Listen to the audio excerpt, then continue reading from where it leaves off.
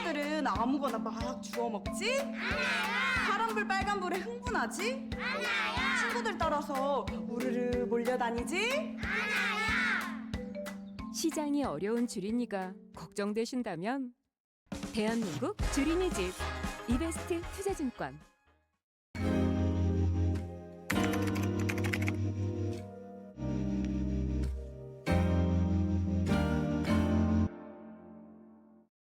안녕하세요. 일위원 리서치입니다. 11월이면 보통 이 연간 전망들이 나오잖아요. 저희가 거의 다 낸 것 같아요. 매크로 쪽에서는. 오늘 뭐 저기 원자재도 나온 것 같고, 네. 그건 다음 주에 해야지. 이거는 어저께 나온 자료인데 이 채권 전망 쪽이다 보니까 안 다룰 수가 없습니다. 뭐 올해 내내 사실 힘들었죠. 이제 저도 이렇게 마통 금리가 너무 빨리 올라서 힘들어 죽겠는데 또 금리를 올리는 건지 아니면 한국은행은 또 어떤 스탠스를 가져갈지 지금 당장 이거를 찍는 지난주였었죠. 75bp를 파월 연준 의장은 올렸는데 시장에서는 피벗을 얘기하기를 원했는데 피벗에 대한 인상을 주진 않았다. 근데 저는 좀 개인적으로 다르게 생각하지만 그래서 오늘 이분 모시고 2022년 남은 두 달 그리고 2023년에 대한 얘기 채권시장 한국의 채권시장까지 얘기 나눠보도록 하겠습니다. 우혜영 연구원입니다. 안녕하세요. 팬이 많아요. 아닙니다. 제목부터 보면 피니시 라인 인상 사이클의 끝이 보인다. 이게 주식시장에서 굉장히 좋아하는 단어인데 네. 이게 연간 전망이니까 저도 쭉 아까 내려오기 전에 이게 방송하기 전에 차트를 몇 개 봤는데 되게 이제 광범위하게 여러 분야들을 다뤄서 네. 핵심 위주로 이렇게 좀 차트를 소개시켜주고 싶은 차트를 말씀드리면 저도 궁금한 거 아니면 지금 이 방송을 보실 분들이 궁금한 부분들을 중간중간에 네. 물어본 식으로 한번 하면 어떨까 생각하고 있습니다. 네, 좋습니다. 네. 시작하면 될까요? 네. 네, 제목은 피니시 라인이고요. 피니시 네. 라인이라는 의미는 이제 좀 인상 사이클, 금리를 인상하는 그러한 사이클이 조금은 마무리가 되는 국면이 내년이지 않을까라는 인식에서 자료를 작성을 한 겁니다. 마무리된다. 좋다. 네.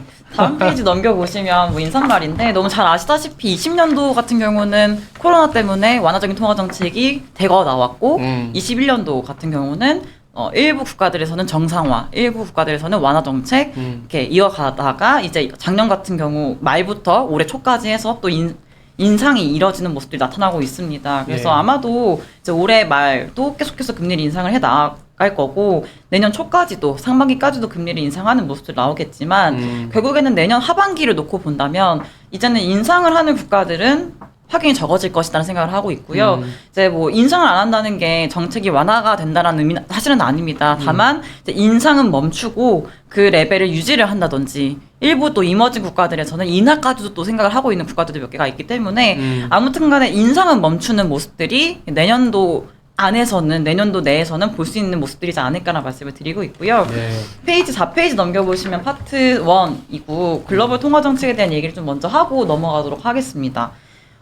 페이지 6페이지 넘겨보시면은요. 제가 넘겨야 네, 되나요? 넘겨주셔야 돼요. 네. Sorry. 휴가를 갔다 오고 나서 네, 적응을 못하고 있네. 네, 6페이지 보시면은 앞서 말씀드렸듯이 이제 여기 인하하는 국가들의 개수, 뭐 인상한 국가들의 개수들이 나옵니다. 네. 보시면 뭐 이머징 국가들이 EM이고 선진국들이 A라고 표현을 해놨어요. 보시면은 뭐 당연히 2020년도부터 2021년도까지는 인하하는 국가들이 되게 많았었지만 네. 21년도 초부터는 사실 EM 국가들에서는 인상을 하는 국가들이 생기기 시작했어요. 그러니까 연한 색깔, 하늘 색깔이 그러니까 이머징 국가들에서 이제 금리를 인상한 국가들인 거고 진한 색깔, 파랑 색깔이 선진국 중에서 인상을 하는 국가들인데 사실 먼저 EM 국가들에서 먼저 인상을 하기 시작했기 때문에요. 사실은 먼저 인상을 종료할 가능성이 높다라고 말씀을 드리는 거고. 이렇게 하면은 네. 뭐 중간에 끼어들어서 네, 죄송한데 아니에요. 말씀하세요. 연준이 금리를 동결 내지는 인하 안 했는데 이머징이 먼저 할 수 있다고? 뭐 이런 생각을 하시는 분들도 있잖아요. 네. 가능성이 있다. 네, 왜냐면 제가 이 자료 말고 저희 매크로 FRC 네. 시스템에서 보물지도 자료를 냈었잖아요. 거기서 말씀을 드렸던 거가 비슷했어요. 그러니까 EM이 먼저 정책을 바꿨기 시작했고 이미 인상폭을 줄이는 정책 또는 동결하는 정책들을 이미 가져오고 있는 모습들이 보이고 왜냐하면 있어요. 이렇게 생각하면 단선적으로 네. 금리 차를 생각해서 자본 유출 압박이 심해질 텐데라고 생각하시는 분들 꽤 많거든. 근데 이미 제가 말씀드리는 거는 연준에서 0.25%라는 기준금리를 유지하고 있을 때도 불구하고 먼저 금리 인상을 시작을 해서 거의 100, 200, 300 넘게까지 계속 올리기 시작했거든요. 브라질이나 멕시코나 다른 이머징 국가들은요. 그리고 인상을 할 때 뭐 우리는 뭐 75도 되게 큰 스텝이다라 말을 하지만 이머징은 100bp, 150, 200이 우스웠었어요. 그러니까 인상을 하는 정도들이요. 그만큼 물가가 높았던 것도 있었고 연준에서 금리를 빠르게 인상할 거다라고 전망이 되다 보니까 빠르게 인상을 먼저 해놨던 거죠. 그렇죠. 그렇기 때문에 먼저 물가가 잡히는 모습들이 이미 나오고 있고 연준 기준금리도 물론 인상이 되고 있긴 하지만 올해 내지는 내년 상반기에는 그래도 인상의 폭이 줄어들 거고 인상을 하게 됐을 때 25bp씩 갈 거지만 최종금리가 아무리 높아져 봤자 5% 내외까지 보는 게 지금의 시각이기 때문에 사실은 좀 이제 끝이 보인다라는 거죠. 그러면 이머징들 입장에서는 일단은 국내적인 측면에서 대내적인 측면에서 물가가 잡히고 있는 모습 나타나고 있고 뭐 대외적으로는 연준도 금리 인상의 속도를 조정하기 시작할 거고 네 끝이 보이고 있기 때문에 조금은 선회를 할 수 있는 모습들이지 않을까라 말씀을 드리고 있습니다. 예. 그래서 7페이지 보시면은요 이거는 제가 지난번 하반기 전망 자료 때도 말씀을 드렸던 그 데이터인데 예. IMF에서 보고서를 이렇게 냅니다. 4월달하고 10월달인가요? 이렇게 데이터를 주는데 보시면은 선진국과 이머징의 파이낸셜 컨디션, 금융 여건입니다.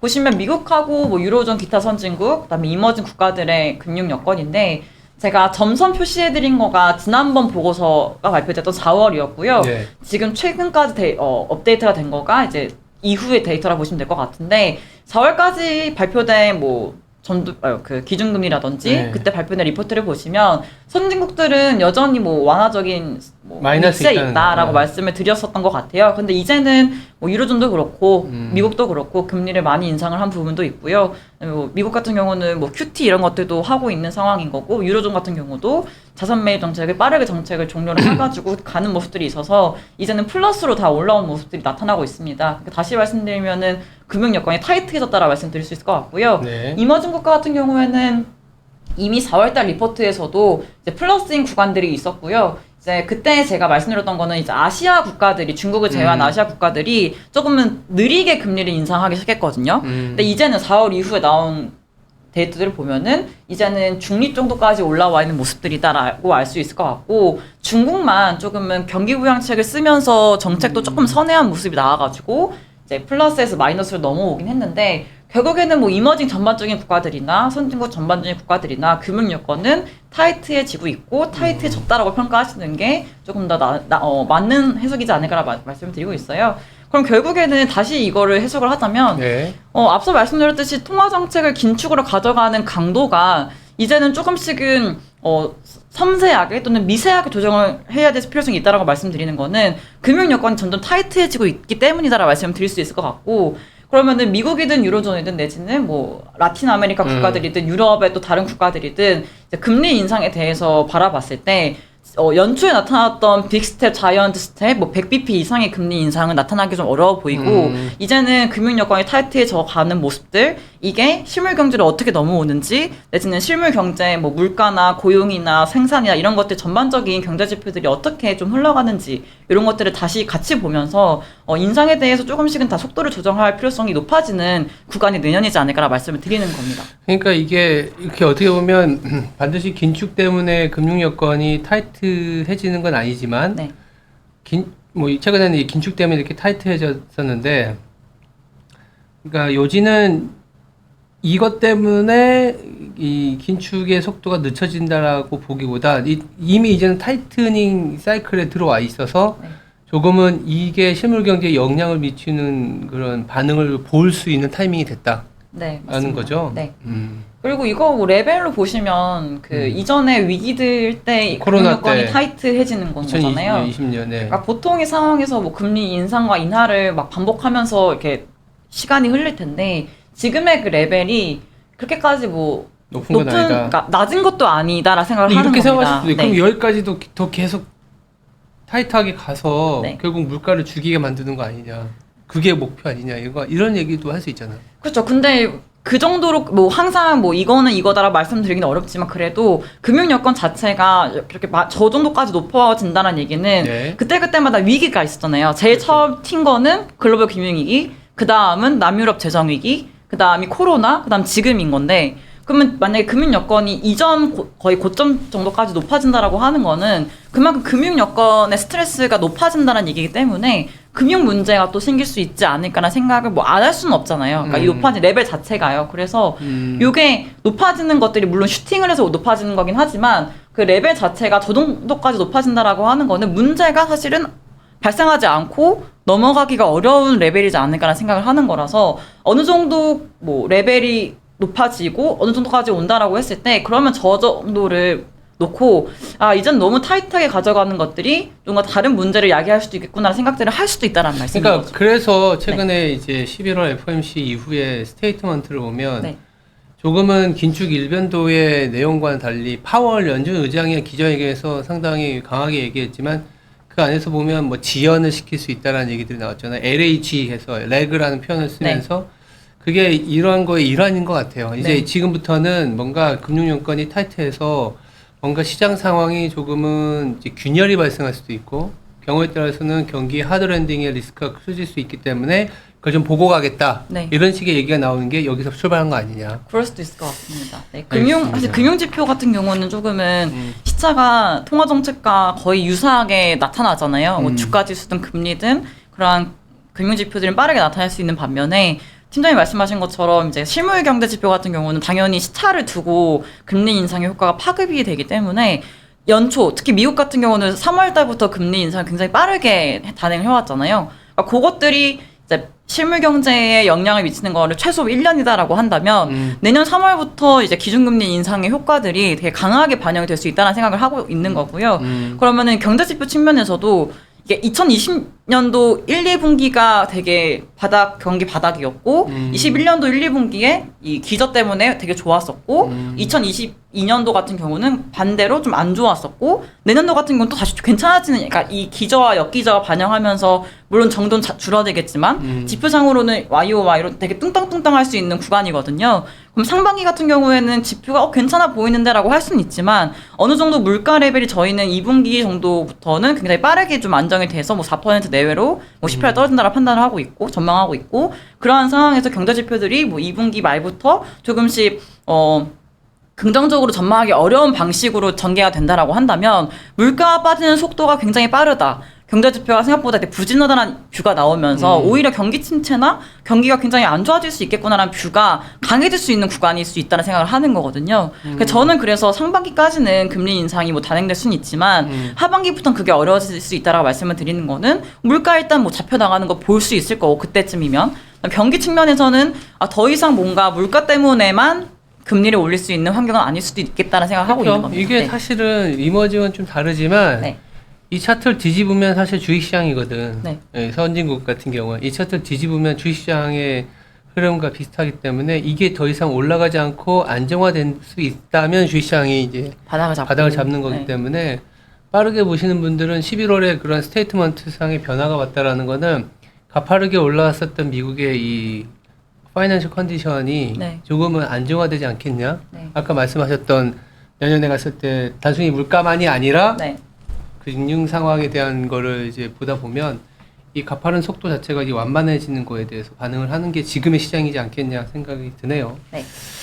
이 차트 하나 갖고 너무 좀 다른 차트도 되게 많아서 예. 네. 그래서 뭐 9페이지 보시면은 전망치 이렇게 넣어놓은 건데요. 보시면 물가 전망치는 계속해서 높아지고는 있긴 하지만 그래도 올해보다는 내년에 물가가 빠질 거다라는 전망들이 대부분 국가들에 대해서 나오는 전망들인 거고요. 경제 전망치 같은 경우는 이제 올해보다 내년도 또 낮아진다라고 전망이 되고 있습니다. 그러면 다시 말씀드리면, 그러니까 물가는 올해보다 내년이 빠질 거고 성장률도 올해보다 내년이 빠질 거다라는 얘기이기 때문에 계속해서 이제 물가를 잡기 위해서 금리 인상을 올해 열심히 모든 국가들이 단행해왔던 결과들이 내년도에 나타날 수밖에 없다는 말씀을 드리는 거고요. 네. 뭐 10페이지, 11페이지 여기도 보시면 뭐 물가 상승률 준화 예상치를 적어놓은 겁니다. 대부분 뭐 내년도 국가, 그러니까 뭐 이머징이든 선진국이든 내년도 이게 1, 2분기 지나가면서 물가가 저렇게 안정이 된다라고 말씀드리는 거고, 좌측 하단에 있는 그림들은 국가들이에요. 다 점들이 다 국가들인데, 그 진한 색깔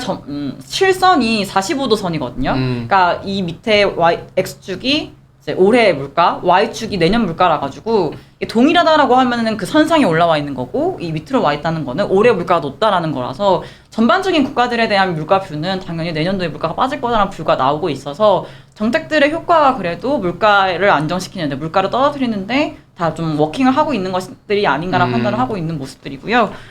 다음 페이지 보시면은 이제 월드뱅크에서 나오는 아니죠, 여기 네.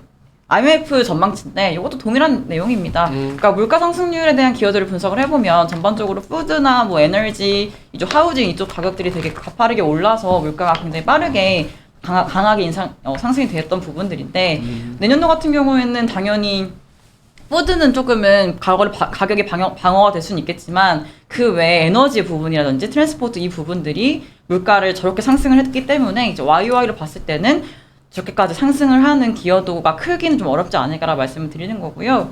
다음 페이지 보시면은 또 이제 커머디티 프라이스도 이제 또 그 에너지와 넌 에너지, 그다음에 뭐 농산품, 그 기타 등등 원자재별로 다 전망치 넣어드린 건데 다 좀 안정이 될 거다라고 전망이 되고 있긴 합니다. 그래서 전반적으로 뭐 저희도 그렇고 국제기관도 그렇고 내년도 같은 경우는 물가에 대해서는 그래도 안정이 될 거다라 전망이 대부분 우세하다라 말씀을 드릴 수 있을 것 같고요. 13페이지 보시면은 이제 이건 제가 이제 그려놓은 금리의 방향성인데, 좌측의 금리가 한국이고 우측이 미국입니다.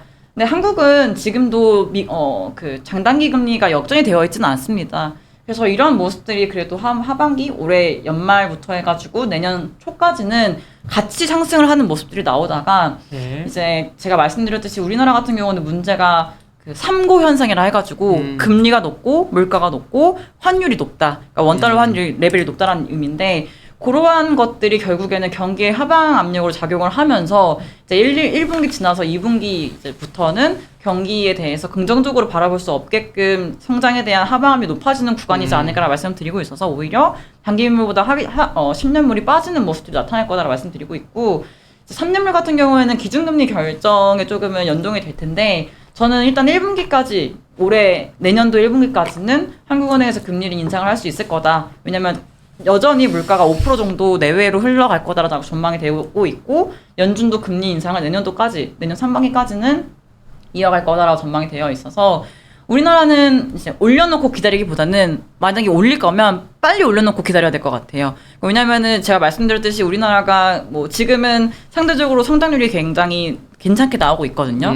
올해 연간으로는 2.6%가 나올 거다라고 전망이 되고 있는데 4분기에 0% 성장을 해도 2.6이거든요. 근데 그만큼 뭐 선방해다라고 하지만 이게 결국에는 이 성장을 끌어올렸던 것들이 내수, 특히 소비, 민간 소비, 그다음에 뭐 설비 투자 뭐 이쪽 부분이거든요. 이 부분이 과연 올해 4분기가 내년 1분기 지나서까지 과연 양호할 수 있을까에 대한 생각을 해본다면은 점점 이제 조금 어려워지지 않을까. 제가 말씀드렸듯이 기준금리 결정이 생각보다 경로가 더 높아진 가운데, 금리가 높아지면 당연히 저희들 입장에서는 물가가 높은 상황에서 비용도 높아지는 거기 때문에 소비도 당연히 위축이 될 수밖에 없는 흐름으로 갈 거고, 기업들 입장에서는 경기가 좀 안 좋게 흘러간다라고 한다면 결국에는 이제 뭐 영업이익도 잘 안 나오는 가운데 설비 투자하거나 투자를 하려면 돈을 빌려서 해야 되는데 금리가 높아진 상황들, 조달금리가 높아진 상황들이기 때문에 활발하게 투자를 하기가 어려운 상황일 거다. 그다음에 그 정부 입장에서도 내년도에 추경에 대한 고민을 지금 하기는 어렵거든요. 그래서 내년도 정부 지출, 정부 투자 이런 것들이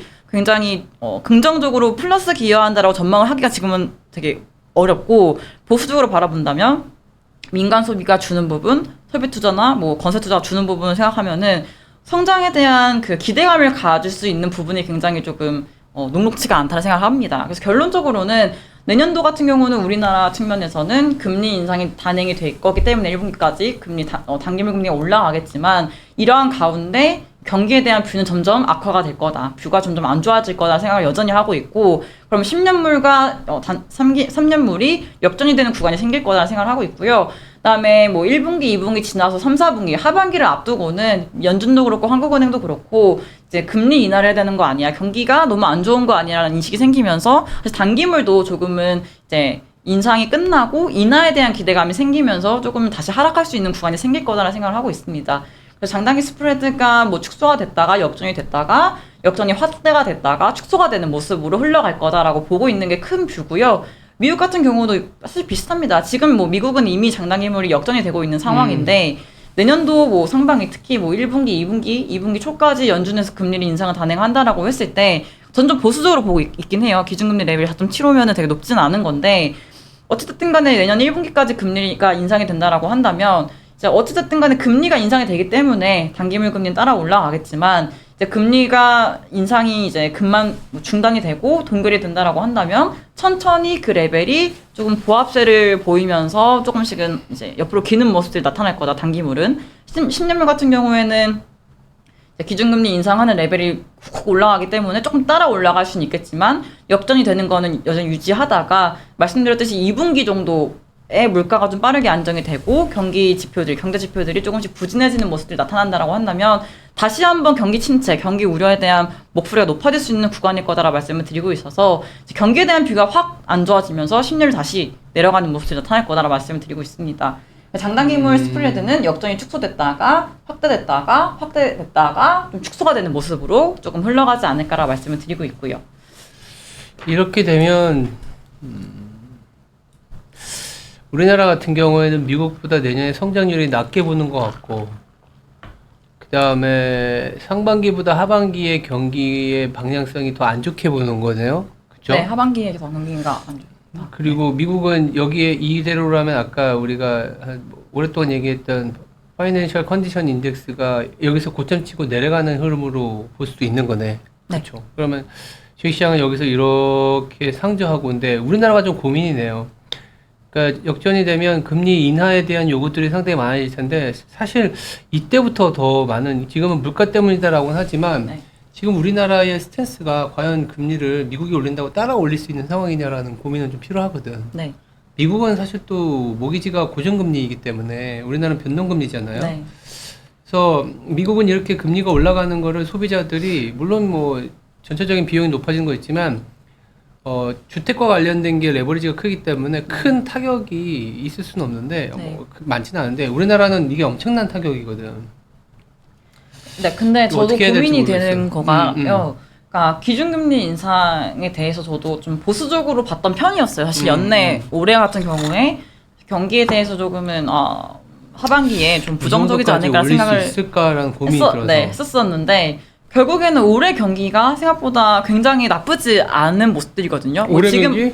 네, 그러니까 뭐 지금부터 나올 지표들은 조금씩 꺾일 수는 있지만 전반적인 뭐 경제 성장률로 봤을 때나 뭐 소비로 봤을 때나 뭔가 막 경기 침체나 경기가 너무 안 좋다라고 말을 하기가 굉장히 애매해요. 뭐 집값 빠진 것만 보고 네. 침체라고 얘기하면 침체지만 다른 어떤 실물 현대 지표 단에서는 굉장히 잘 방어를 한 측면이 정말 있거든요. 사실 현실적으로는 그러면 이제 한국은행 입장에서는 어찌됐든 간에 물가 측면에서는 여전히 5% 내외로 물가가 흘러가고 있다.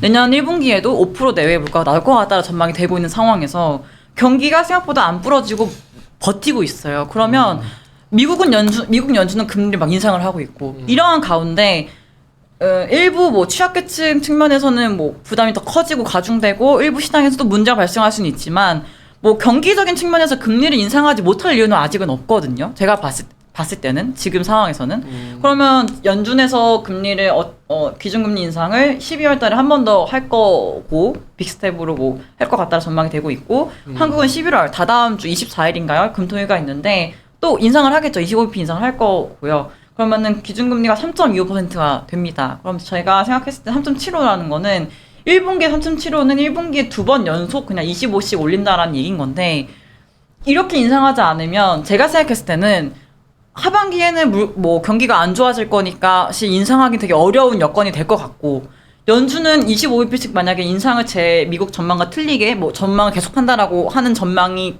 우세해진다라고 한다면 한국은행은 할 수 있는 시점이 상반기 특히 1분기에 몰아서 할 수밖에 없다는 생각을 한 거거든요. 그러니까 경기가 버텨주고 물가가 높고 할 수 있을 때. 근데 이제 그런 거를 알고 있는 이 상황에서 이 정책을 결정하는 프레임이라는 게 하루아침에 바뀔 수도 있지만 네. 이렇게 알고 있는데 아 지금 좋으니까 팍 올려갖고 여기 침체되면 팍 내려야지 이렇게 될까? 네. 그러면 이런 뻔히 이렇게 경기가 안 좋아지는 상황을 한국은행도 알고 있기 때문에 네. 금리의 속도도 그렇지만 지금 올릴 수, 그러니까 뭐 정책적인 여력을 얘기하는 거라면은 동의가 되긴 하는데 지금 올릴 수 있으니까 올리는데 내년 중반 이후에 또 확 안 좋아지니까 그때 내릴 거야라는 게 정책적인 이 유연성에서 조금 고민이 되지 않겠냐라는. 근데 만약에 동결을 한 상태로 가거나 한 차례 정도 인상을 하고 나면, 그러니까 저는 미국 전망을 되게 보수적으로 보는 편이긴 해요. 4.75면은 거의 전망치를 안 바꾼 거거든요. 한국 같은 전도표에서. 경우에. 그러니까 제 말씀은 이제 한국 연준에 대한 뷰가 저는 되게 보수적으로 본 상황에서 한국은행 저렇게 해놨는데, 그러면 둘 간의 스프레드가 100bp 정도밖에 안 나잖아요. 125나 100 정도, 100bp. 근데 이제 일각에서 많이 보는 뷰는 한 5에서 5.25를 많이 보고 있어요. 네. 연준의 마지막 최종 터미널 레이스로요. 그러면 거의 뭐 1.25에서 1.5%포인트 정도가 벌어지는 건데, 그러니까 물론 이게 뭐 이렇게 벌어지는 거가 문제가 발생하냐 아니냐 이건 알 수는 없죠. 알 수는 없지만 그런 거죠. 과연 이제 한국은행 입장에서는 이거를 인상하지 않고 진짜 동결로서 유지를 할 수 있을까? 그러니까 동결을 했을 때 받는 비판들이 사실 있을 수 있잖아요. 실제로 문제 발생할 수도 있고 아니면은 뭐 비판도 받을 수도 있고 환율이 만약에 연준에서 5%대 금리를 올렸을 때 갑자기 달러가 강세로 간다든지 이건 진짜 알 수가 없는 모습들이잖아요. 저희가 뭐 전망을 하긴 합니다만 어떻게 시장이 움직일지 모르는 상황이기 때문에 만약에 환율이 더 강해지지 않는다라고 가정을 하고 지금 상황에서는 그러니까 달러 인덱스가 뭐 116, 110대 다시 올라가지 않는다 가정을 하고 연준에서 금리 인상을 내년도에 그래도 슬로우다운하게 하고 한국은행 입장에서는 물가가 상반기까지 5%대가 나오고 경기가 방어가 되고 한 상황이라면 인상을 해놓지 않을 수가 없을 것 같다는 생각이 들고요. 그다음에 먼저 이렇게 인상을 이제 해놓고 이제 문제가 발생을 하면 인하하는 모습도 되게 뭐 바람직하진 않지만 항상 그렇잖아요. 인상을 많이 해서 나타나는 리스크랑 인상을 많이 하지 않고 나타나는 리스크랑 미국 연준 입장에서는 전자가 훨씬 더 크기 때문에 빨리 많이 인상을 해놔야 된다고 말을 하고 있잖아요. 그런 것처럼 이제 한국도 인상을 할 수 있는 상황인데 인상을 안 하는 거랑 인상을 못하는 상황에서 인상을 안 하는 거랑은 차이가 있다고 생각을 합니다. 그래서 저는 1분기까지는 그래도 여력이 있을 거다라는 생각을 하는 거고 그 다음부터는 정말 인상을 하고 싶어도 못할 것 같다. 경기적인 측면이나 또는 뭐 물가 상황이나 인상을 할 만한 이유가 없어진다라고 한다면 인상을 해놓고 대응을 해나가는 게 좀 더 편한 것이 아닌가 생각을 하고 있습니다. 그래서 네. 3.75라는 레벨을 하는 거고요. 이것도 되게 낮게 보는 거예요. 4%대로 보는 분들도 몇몇 있으셔가지고 저는 그래도 아까 말씀하신 것처럼 경기에 대한 뷰와 이제 물가에 대한 전망과 뭐 전반적인 뭐 금융 여건과 고려했을 때 3.75라는 레벨이 그래도 좀 한계인 것 같다는 생각을 하는 거고요. 이제 미국 연준도 이제 오늘 새벽에 샌프란시스코 연은에서도 리포트가 나왔잖아요. 그러니까 샌프란시스코 메리데일리 총재가 제일 좀 요즘에 비둘기파적으로 말을 하시는 분 중에 한 명이거든요. 속도 조정을 해야 된다고 말을 하는 분 중에 한 명이에요. 그러니까 약간 그런 뉘앙스의 리포트가 나온 것 같다 생각합니다. 그래서 일각에서는 또 미국 내에서도 이제 지금의 기준금리 레벨이 뭐 4%긴 합니다만 실제로 그 프록시 금리라는 그 금리 레벨은 5%대 5.25%의 레벨이다라 얘기를 하는 것처럼 그러니까 긴축의 강도가 생각보다 이제 우리가 생각하지 못한 기준금리 외에도 여러 것들을 이제 종합을 해보면은 굉장히 많이 긴축이 되어 있는 상태다 생각을 한다면 4.75라는 그 명목적인 기준금리 레벨이 그렇게까지 낮은 레벨은 아닐 거다라는 생각을 하고 있는 거예요. 알겠습니다. 네. 미국에 대한 얘기는 좀 짧게 그냥 네. 하면요. 이제 네. 전 18페이지부터 이제 이번 자료를 작성을 할 때 제가 좀 시간을 많이 들였던 게 베이지북이었던 것 같아요. 그러니까 베이지북에서 어떻게 내용이 변해가고 있는지. 왜냐면 연준에서 이거 보고 평가하니까. 네, 평가하니까. 근데 최근에 10월달 보고서가 나오고 나서 사람들이 좀 기대가 막 올라왔던 부분들이 경기에 대한 평가가 조금은 또 완만해졌다라는 생각이 또 들게끔 멘트가 나왔기 때문이다라는 생각들을 많이 하시는 것 같더라고요. 그래서 1월부터 10월까지 올해 발표된 베이지북을 쭉 정리를 해놓은 겁니다. 그러면은 이번 페이지 18페이지 같은 경우에는 전반에 대한 경기 전반에 대한 뷰인데 제가 두 번째 동그라미 보시면은 전반적인 경제 활동에 대한 평가가 변화가 어떻게 됐냐면은 이제 완만에서 보통 또는 소폭 또는 완만, 지금은 완만입니다. 근데 이게 영어의 그 단어로 보시면은 그 주석 있잖아요. 제일 밑에. 네. 보시면 모더레이트와 모디스트와 슬라이트 이거를 보면은 우측으로 갈수록 경기대 뷰가 되게 좋게 평가를 하는 거거든요. 지금 한 중간 정도까지 내려오는 상태예요. 그러니까 보통이라는 모더레이트에서 모디스트 정도까지 내려온 거여가지고 이제 어쨌든 간에 경기에 대한 뷰는 계속해서 완전 좋다가 아니라 점점 그 강도가 조금씩은 슬로우해지고 있다라고 알 수가 있는 거고요. 그다음에 경기에 대한 뷰 역시도 이제 많은 이제 지역 연인들이 조금은 비관적으로 보는 사람들이 많아졌고, 일부 지역에서는 경기가 이미 플랫하다라고 평가가 되고 있는 부분도 있고, 또 일부 지역, 2개 지역에서는 이미 경기가 수요 악화로 인해서 하락을 하고 있다라고 말을 하고 있습니다. 그만큼 지금 경기는 일부 지역에서는 조금씩 이제 톤이 낮아지는 모습들이 나타나고 있다는 걸 알 수가 있고요.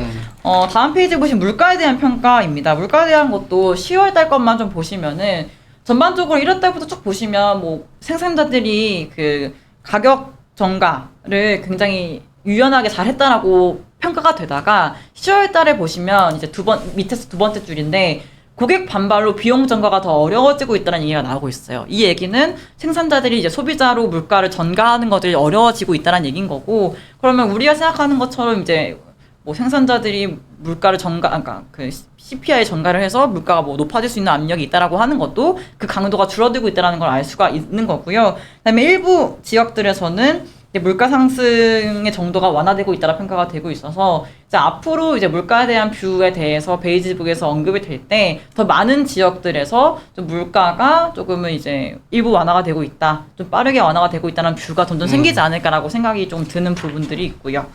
20페이지부터는 물가에 대한 뭐 그림들 넣어 놓은 건데요.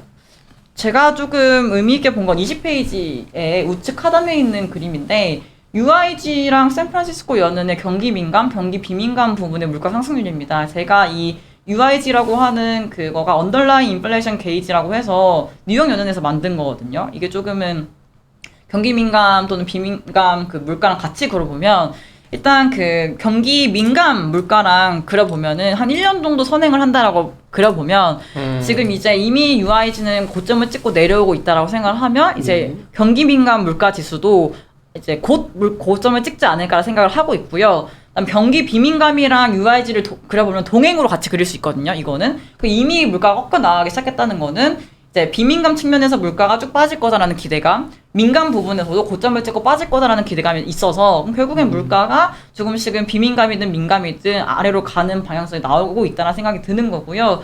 그다음에 뭐 위에 보시면은 뉴욕 연은 기대 인플레이션, 미시간대 기대 인플레이션인데 뭐 여전히 높죠. 레벨은 높지만 그래도 이제는 뭐 물가가 고점을 찍냐 마냐 이게 문제가 아니라 언제 좀 빠르게 완화가 될 거냐, 얼만큼 좀 언제 이 물가가 둔화가 될 거냐 이게 문제인 것 같습니다. 저희가 근데 21페이지 보시면은 최강욱 팀장님 자료에서 가져온 건데 이제 앞으로 물가의 방향성은 이제 기저가 마이너스로 들어오면서 물가가 되게 빠르게 좀 하락할 수 있는 구간일 거다라고 보고 있습니다. 그러면 이제 과거 2011년도에서 2012년도 이때 물가의 하락이 좀 가속화됐던 경험을 이제 앞으로 좀 우리가 볼 수 있지 않을까라 생각을 하고 있어서 그러니까 물가에 대한 측면은 그렇게 보고 있다. 베이지북에서도 이제 이런 것들에 대해서 점점 더 리뷰를 많이 하는 방식으로 가지 않을까라 생각을 하고 있고요. 23페이지는 고용에 대한 얘기입니다. 고용에 대한 얘기도 이제 문제는 고용의 수요와 공급 측면에서 수요가 너무 강하다라는 게 연준의 주장이고 이 수요를 낮추는 게 지금 목표인데 일부 지역에서는 그 수요가 조금씩은 둔화가 되고 있다라고 평가가 되고 있고요. 실제로 채용이라든지 고용 유지가 되게 어렵다라고 평가했던 지역들이 되게 많았었는데 이제 10월달 보고서에서는 그런 어려움이 조금씩은 해결이 되고 있다, 완화가 되고 있다라고 적혀 있습니다. 그만큼 고용에 대한 수요가 이제 우리가 1월달, 2월달, 4월달 이렇게 본 것보다는 그 수요의 강도가 조금씩은 줄어들고 있는 것들이 지역 연원에서도 확인이 되고 있고 베이지북에서도 언급이 되고 있는 내용이다라고 보시면 될 것 같고요. 24페이지, 25페이지는 또 노동의 지표에 대한 그림들이에요. 그래서 연준 입장에서는 이 우측 하단에 있는 그림이 실업률 상승을 전망을 하고 있지 않습니까? 그러면은 이제 앞으로 나타날 것들을 실업률 좀 올라가는 모습들, 구인율이 빠지는 모습들이 나타날 텐데 과연 이런 것들에 대해서 언제까지 연준이 노동의 수급을 얘기를 하면서 타이트하다, 그렇기 때문에 물가를 잡기 위해서 금리를 강하게 인상해야 된다라고 말을 할 수 있을까에 대한 생각인 거고요. 결국에 고용지표가 조금씩 안 좋아진다는 얘기는 고용지표도 후행지표잖아요. 결국에는 지금 현재 경기 상황은 점점 더 뭐랄까요 경기에 대해서 낙관적으로 보기가 어려워지는 경기의 상황일 거다라고 평가를 할 수 있을 것 같아요. 그러면은 연준 입장에서도 이제는 물가나 고용에 대한 뷰가 조금씩은 이제 리뷰에 대한 그 멘트, 그 센텐스 이런 문장이 조금씩 바뀌어 나가는 것들, 그 스테이트먼트에서 그런 평가들이 바뀌어 나가는 것들을 우리가 확인을 할 수 있을 거라고 판단하고 있습니다. 네, 26페이지 하나만 말씀드리려고 하는데 네. 그 밑에 긴 차트예요. 긴 차트가 요게 실업률에서 자연 실업률 뺀 건데 이 자연 실업률은 CBO에서 주는 데이터를 가지고 뺀 건데요. 지금 보시면은 이 자연 실업률하고 실업률 간의 격차가 계속 벌어지는 과정에 있었었어요. 근데 요게 축소가 되는 과정에 보시면 과거에 보시면 아시겠지만 이제 그 스프레드, 그러니까 자연 실업률하고 실업률이 벌어지는 상황에서는 금리를 계속해서 올립니다. 근데 이 스프레드가 어느 정도 저점, 그러니까 이 벌어지다가 안 벌어지고 축소되는 과정이 있잖아요. 그때부터는 금리를 계속 강하게 못 올리고 동결을 해 나가는 모습들이 나오거든요. 근데 지금 제가 말씀드렸듯이 이제 앞으로 우리가 볼 수 있는 실업률 지표, 연준에서도 전망하는 실업률 지표는 이제 실업률이 올라가는 것으로 전망이 되고 있기 때문에 이 스프레드가 계속 벌어지는 것이 아니다라는 말씀을 드리고 싶은 거고, 그럼 결국에 이 스프레드가 더 이상 벌어지지 않고 옆으로 횡보하는 구간이 나타난다라고 한다면 이제 기준금리도 이제 인상이 되는 게 아니라 동결 결정을 해 나가는 과정들이 나타나지 않을까라고 말씀을 드리는 거고요. 그러니까 반드시 이게 자연 실업률보다 실업률이 높아지는 게 아니라 네. 이 축소될 때도 금리를 인하하는 게 많았기 때문에 그러니까 동결 결정을 하게 되는 거죠. 여기는 인하했는데 뭐 여기는 이제 자연 실업률 아, 네. 실업률이 68년도. 그러니까 올라가기 시작할 때 네. 실업률이 올라가기 시작할 때 연준은 여기도 보면 실업률이 여전히 자연 실업률보다 낮은 낮지만, 수준이지만 네. 이게 올라가는 국면이니까 이제 금리를 인하하는 네. 이것도 마찬가지네요. 네, 90%는. 그러니까 지금도 자연 실업률보다 실업률이 낮아서 거의 완전 고용에 가깝긴 하지만 네.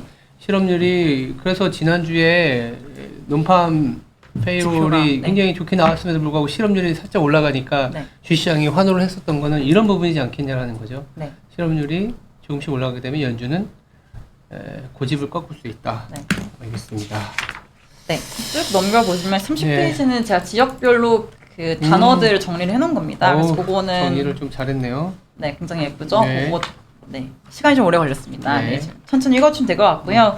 그래서 연준에서 말씀드릴 수 있는 거는 37페이지부터일 텐데 투표권 누가 갖냐, 그리고 뭐 내년에 좀 우리가 주목해야 되는 정책은 또 뭐냐라고 고민을 한다면 일단은 주목해야 되는 사람이 누구예요? 파월 빼고. 파월 빼고 여기 제가 23년도에 멤버 여기 보시면은 이분들이 이제 투표권을 갖는 사람들입니다. 뉴욕 연은 같은 경우는 이게 중요하지. 네, 그 있잖아요. 윌리엄스 총재고요. 시카고 같은 경우에는 제가 오른쪽에 다 있거든요.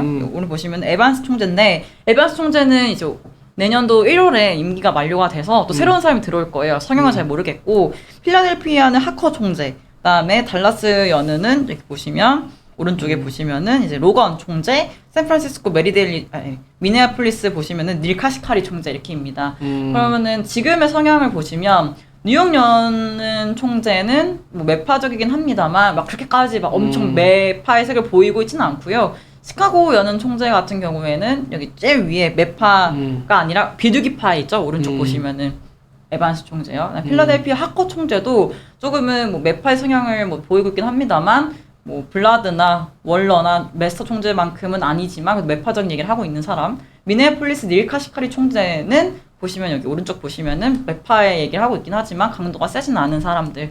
그러니까 뭐 지금까지는 이렇게 말을 할 수는 있지만 아마도 내년도 가게 되면은 이제 인상에 대해서 조금 고민을 하는 사람들이 될 것 같아요. 원래 이게 성향들을 성향이 많이 봤을 때. 바뀌잖아요. 그리고 제가 잘못 알고 있었네. 블라드가 투표권이 내년에 없어지는 줄 알았는데 그게 아니네. 블라드 없어요. 이거 올해 투표권 있는 사람이고요. 지금 내년에 없어요. 블라드는 네. 23년도에 뉴욕, 시카고, 필라델피아, 달라스, 미니애폴리스 이 5분이 투표권을 갖게 되고요. 이분은 그 세인트루이스니까. 세인트루이스. 없는 거 맞죠, 내년에? 네, 없어요. 네. 없어요. 네. 요새 한국에 계신 분들은 블라드가 유명하니까. 네, 맞아요. 알겠습니다. 네. 그래서 요분들 멘트를 보시면 제가 그 38페이지부터는 9월 FOMC 이후의 발언들 적어놨어요. 그래서 이름에 파란 색깔 표시된 사람이 내년도에 투표권을 갖는 사람들인 거거든요. 그래서 요분들 어떻게 얘기를 하고 있나라고 보시면 될 것 같은데. 같은 분들. 네. 근데 에반스 총재만 해도, 그리고 이 정리 순서가 비둘기파부터 뒤에가 매파거든요. 네. 네, 그 순서라서 참고하시면 될 것 같은데 네. 보시면은 뭐 에반스 총재만 얘기하고 넘어가면 네. 뭐 연방기금 금리를 너무 많이 올리면 경제의 압력이 가중된다. 금리가 일정 수준에 도달을 하면은 기업들이 너무 비관적으로 변해가지고 눈에 띄는 방식으로 전략 바꿀 수 있다라고 얘기를 하고 있고요. 물론 9월달 FOMC 이후라서 뭐 기준금리에 대한 레벨에 대한 이 멘트가 4.75로밖에 안 나와 있긴 해요. 이게 뭐 이제부터 나오는 말은 다시 봐야 되긴 하겠지만 뭐 에반스 총재는 일단 9월 FOMC 끝나고 나서의 뷰는 점도표의 뷰 정도로 유지를 하는 사람이었다라고 보시면 될 것 같고요. 뉴욕 존 윌리엄스 총재도 뭐 인플레이션을 빨리 떨어뜨려야 될 필요성이 있긴 하지만 뭐 시간이 지남에 따라 뭐 기준금리를 4.5까지 인상을 해야 된다는 얘기를 하고 있어요. 4.5라는 레벨이 뭐 그 이때 상황에서는 지금 봤을 때는 되게 높은 수준은 아닙니다만 뭐 그래도 이렇게 언급을 했다라고 알 수가 있고요. 그러니까 이렇듯이 좀 이제 위원들마다 멘트가 있으니까 참고하시면은 좀 연준 결정이 어떻게 될지에 대해서 좀 전망을 할 때 또 도움이 되지 않을까라고 말씀드리고 있고요. 41페이지는 제가 뭐 또 그림을 그려왔던 건데 요거는 예전에 제가 얘기했던 거죠. 맞아요. 근데 요거는 제가 지난번에 말씀을 드렸을 때는 그러니까 75년도에서 80년도의 숫자를 대입을 해서 100bp 인상을 할 수 있다라 말씀드렸는데 너무 강하게 인상을 얘기를 하다 보니까 그럼 최고치였던 때를 또 대입을 해봤어요. 이때 이제 MT가 1.66이거든요. 오른쪽 우측 하단에 있는 그림 제일 좌측에 있는 그림이 1.66인데 요거로 계산을 하면은 또 뭐 상단에서 5.25까지 나옵니다. 지금 딱 그 정도네. 네, 지금 시장이 뷰인 거죠. 그러니까 여기 이상은 사실은 저는 이제는 너무 높은 레벨이다라 보고 있고 4.25가 이때 제가 1.42로 계산을 해서 나타난 거 4.25고 그다음에 제일 강도를 높게 했을 때 5.25니까 너무 당연한 얘기지만 어쨌든 간에 지금의 뷰가 시장에 나온 5.25라는 뷰 이상으로 기준금리가 올라갈 일은 없지 않을까라는 생각은 사실은 갖게 했다라고 보고 있습니다. 42페이지부터는 그냥 네. 그냥 예전에 인상 사례들. 네, 사례들이고 네 그렇습니다. 44페이지도 넘어가시고요. 45페이지 하나만 말씀드릴게요. 미국 네. 연준에서요. 그러니까 저는 지금 바라보고 있는 거는 이제 연준에서 금리 인상에 대해서 뭐 폭을 줄여나가겠다라고 전망이 되고 있잖아요. 그러면은 할 수 있는 인하는 좀 하기 어려우니까 할 수 있는 조치는 QT를 어떻게 좀 하냐 이거밖에 없을 것 그것도 같아요. 관심이 있지. 네. 그러니까 2019년도에도 기준금리 인하를 뭐 하긴 했지만 인하에 앞서서 이제 한도를 뭐 그 캡을 줄여 나가는 결정도 했고요. 그러다가 이제 7월부터 7월, 9월, 10월에 보험성 인하를 하기 시작했거든요. 그러니까 뭐 이때는 물론 그 글로벌 미중 무역 분쟁 때문에 경기의 하방률이 커져가지고 인하를 빨리 해야 되는 건 맞았지만 지금 당장은 뭐 인하에 대한 기대감을 좀 없다라고 했을 때 할 수 있는 정책은 이 QT에 대한 규모 QT의 캡, 한도를 줄이는 거, 좀 축소해 나가는 과정이 가능한 거다. 그러니까 재무부에서 지금 바이백을 해줄 거다라고 얘기를 하고 있지만 네. 뭐 그렇다 할 계획은 없고 금리에 대해서 뭐 만약에 국채를 발행을 계속 해야 되는 상황이라면은 사줄 사람은 없고라고 한다면 연준에서 뭐 안 나설 수가 없지 않겠냐라는 생각을 하는 거고요. 그러면 이건 뭐 먼 미래 얘기긴 하겠지만 뭐 기준금리 인상을 멈춘 시점 이후부터 금리 동결의 결정이 나오는 이후부터는 사실상 연준이 건들 수 있는 정책은 QT에 대한 얘기일 수밖에 없지 않을까에 대한 생각을 하고는 거고요. 만약 QT를 조정을 해준다라고 한다면 이제 금리 입장에서는 장기물 금리 조금 하락할 수 있는 요인이 될 수 있다라고 말씀드릴 수 있을 것 같습니다. 그래서 이런 차트가 나오는 거지 뭐. 네. 그러니까 기준금리가 동결에 들어가거나 동결의 가능성이 있으면 시장금리는 더 빠르게 반응을 한다라는 네. 얘기죠. 네, 맞습니다.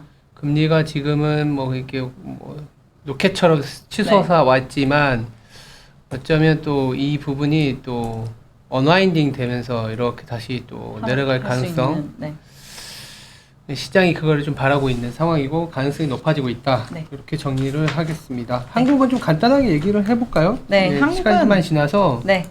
한국은 결국 말씀드렸죠. 인하로. 네.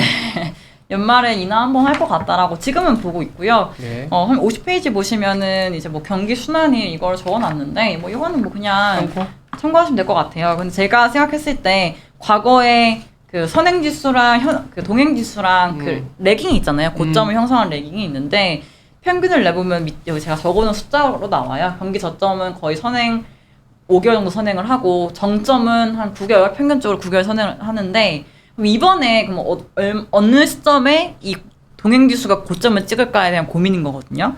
그러면 계산을 해보면 평균 수치로 계산을 하면은 22년 3월에 고점이어야 되는데 계속 올라가고 있는 모습들인 거고, 그럼 최대 수치로 보면은 23년도 1월에 고점을 찍는 걸로 나오거든요. 그래서 네, 결론적으로는 이제 뭐 일단 경기에 대해서 동행지수 자체로도 고점을 찍을 수 있는 이 시점이 최대 수치로 계산을 해보면은 내년도 초가 동행지수가 이제 꺾여 나가기 시작할 수 있는 시점이지 않을까에 대한 생각을 하는 거고요. 네. 이 동행지수가 꺾여 나가기 시작한다라는 거는 이 동행지수를 구성하는 애들이 많잖아요. 동행지표로서 하는 것들이요. 거기에 포함되어 있는 경제지표들이 이제 조금씩은 부정적으로 이제 흘러간다는 얘기이기 때문에 우리가 시장에서 이제 볼 수 있는 경제지표들, 실물 지표들이 하나둘씩 꺾여 나가기 시작한다는 얘기가 동일합니다. 이거에 따라서 물가도 금리도 이렇게 내려간다. 장기물금리 그럴 수 있다라는 얘기인 건 거죠. 그렇게 말씀을 드리고 있고요. 51페이지 보시면은 제가 아까 말씀드렸듯이 3고 현상이 나타나면 모두 경기 둔화가 나타났다라고 적어놨는데 제목을 3고라는 건 아까 제가 말씀드렸듯이 고물가, 고환율, 고금리예요. 이때 나타났던 때가 이제 2000년대 이후로 보면은 2001년도, 2008에서 2009년도, 그다음 지금이거든요. 물론 2008년도 같은 경우는 뭐 글로벌 금융위기였고 2001년도는 IT 버블이었죠. 그러니까 그런 좀 문제가 발생하긴 했지만 그래도 그러한 금융 상황, 그러니까 뭐 물가나 환율이나 금리의 측면에서는 그때와 환경이 비슷한 환경이다라고 했을 때 뭐 이때처럼 뭐 침체가 발생한다 이건 아니지만 경기 측면에서는 조금씩은 둔화가 나타날 가능성이 높아지지 않을까에 대한 생각을 하는 건데요. 이게 이 3고 현상 주식시장에서 본다면 네. 이거를 충분히 반영해서 이게 온 것 같고 네. 만약 증시가요? 주식시장에서 본다면 네. 이때 투자했으면 엄청 먹었어요. 시장 봐요. 그죠? 그렇죠.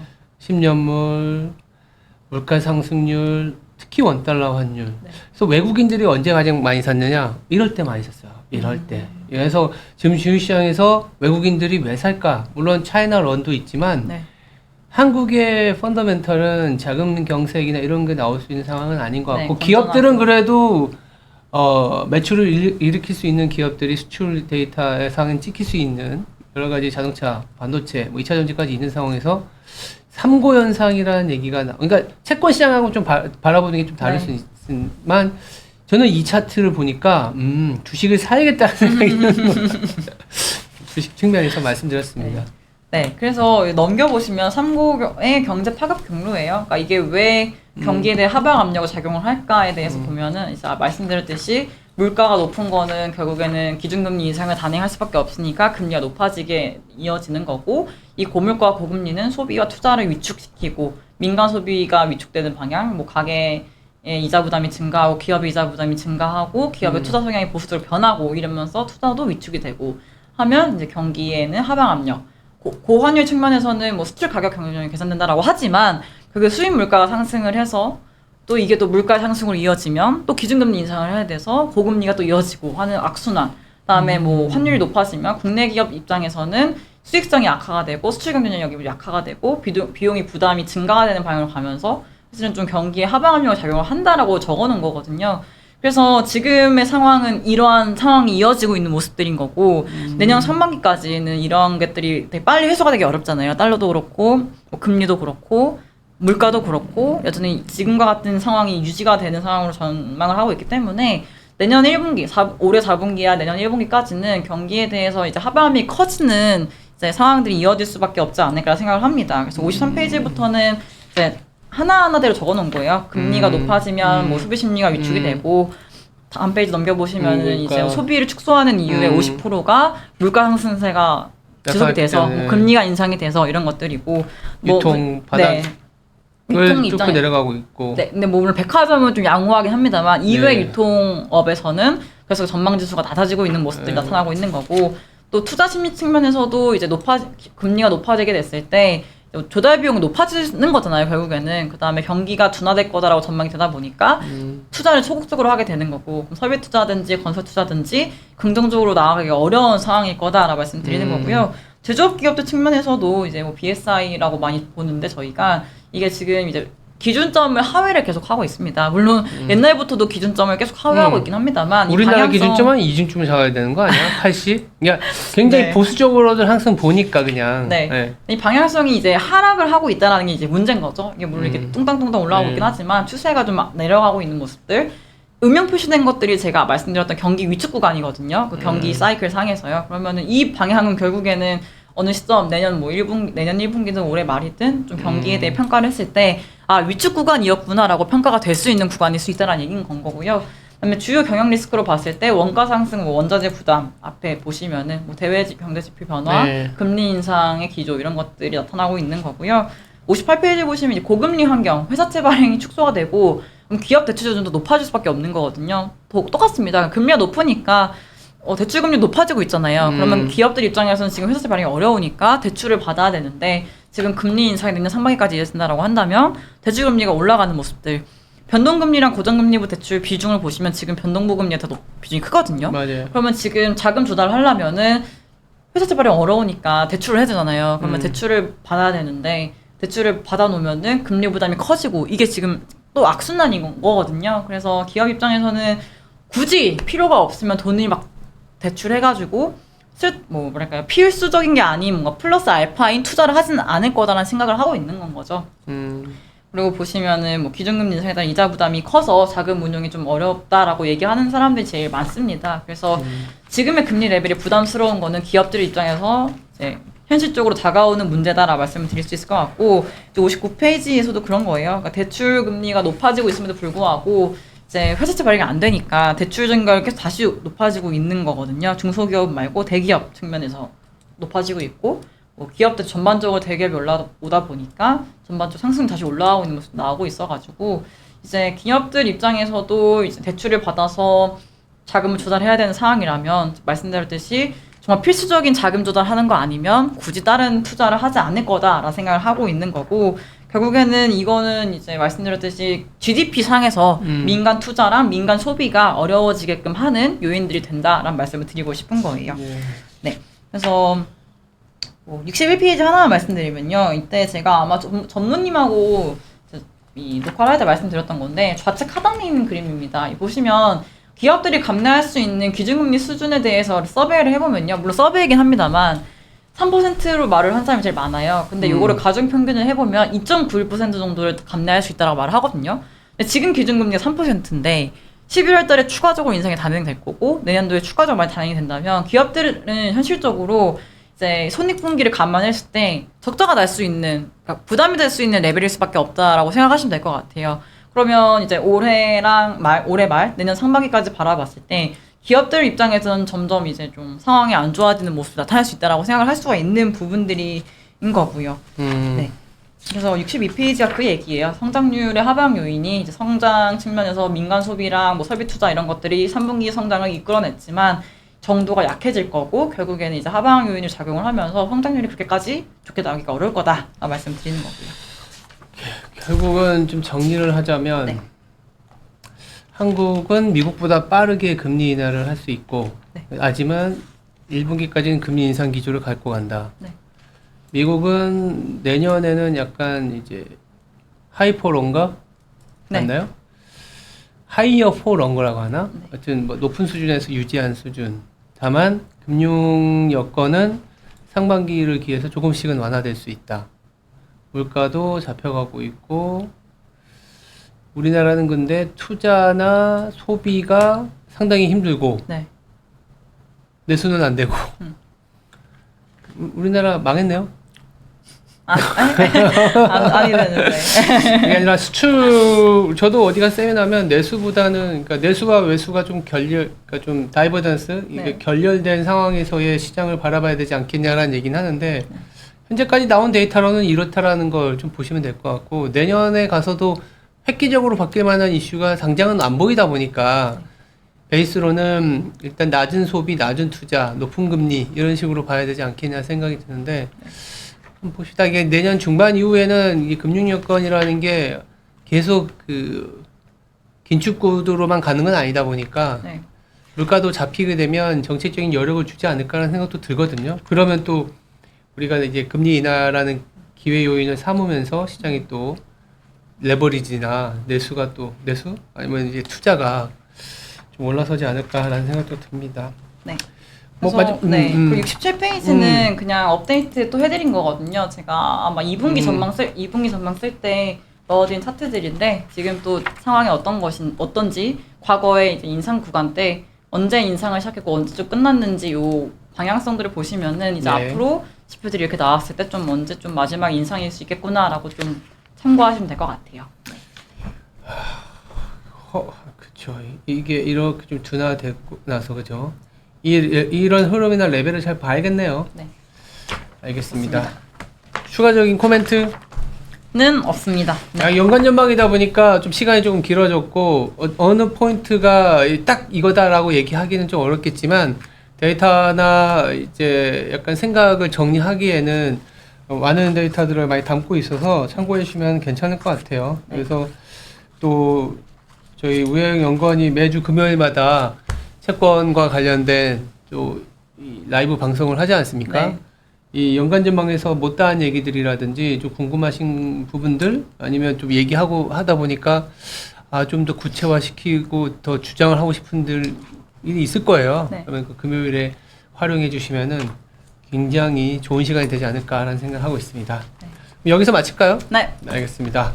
함께 고민하시죠.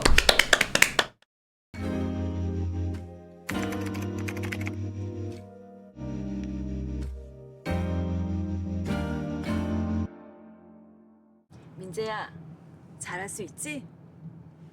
아무데나 기웃거리지 말고 늘 매사에 침착하고 빨간불 파란불에 흥분하지 말고. 걱정 마. 잘할 수 있다니까 진짜. 시작이 어려운 주린이가 걱정되신다면 대한민국 주린이집 이베스트 투자증권